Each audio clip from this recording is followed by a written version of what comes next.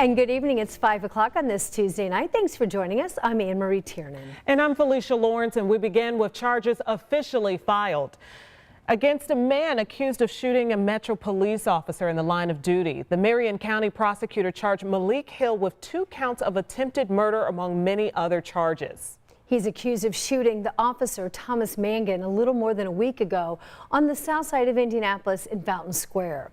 Metro police tell us that Officer Mangan may never breathe, speak, or swallow normally again.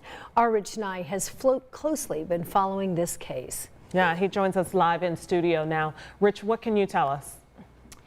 Well, Officer Thomas Mangan is fresh out of the police academy, out on the streets for just a few weeks in his first rotation of field training. Now he faces a long recovery after being shot in the throat. The convicted felon who allegedly shot the officer is also still hospitalized with 3 gunshot wounds. Officer Thomas Mangan was responding with his field training officer Daniel Majors to a traffic accident in Fountain Square just after 10 p.m. on February 27th. Court records show 3 police cars pulled up to this red Buick parked on Woodlawn Avenue. That's when Mylik Hill, according to those court documents, ran from the car and between houses toward an alley. Investigators say Officer Mangan was about to tackle the suspect when Hill pulled a pistol and fired 2 shots, hitting Mangan in the neck and hitting the radio on his belt. He was responding to the scene, trying to help. He was responding to the scene, trying to make his community a better place, a safer place, and this case took a tragic turn of events. And so I think it just goes to underscore the risk that the officers take each and every single day, but it also goes to show the level of selflessness that these officers display.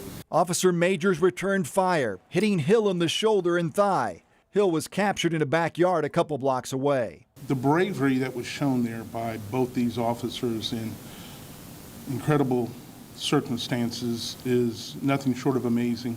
Hill is charged with 2 counts of attempted murder, 6 counts of resisting law enforcement, and gun possession by a serious violent felon. Officer Mangan suffered serious injuries to his voice box and Adam's apple. He may not speak, swallow, or breathe normally again. But Officer Mangan is in great spirits. He is truly a man of faith, as well as his wife and the rest of his family. I have been there to visit them. He is an incredible example of an officer that is dealing with a traumatic injury that he's going to have to deal with for a while.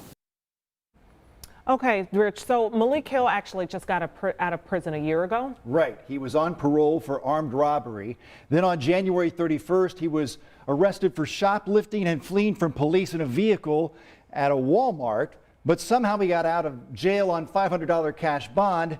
And so here's what happened at the end of that news conference today.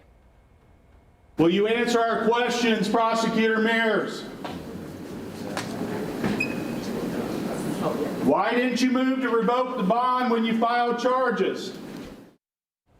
And that is the Indianapolis Fraternal Order of Police President, Rich Nye, who's very upset about what he calls a revolving door of violent offenders getting out of prison or jail and recommitting serious crimes. And we're going to look into that issue coming up at 6 o'clock. All right, Rich, just real quick, I want to ask a question. Do you think that he was doing that because he knew there was a camera there and rolling, or what was your sense of that situation? He was definitely there to make a point and to let people know that he has been asking questions on the part of officers about this case, which he feels is a part of a trend that we've seen in Indianapolis for several years. Yeah, and still, despite those questions today, he didn't get a response.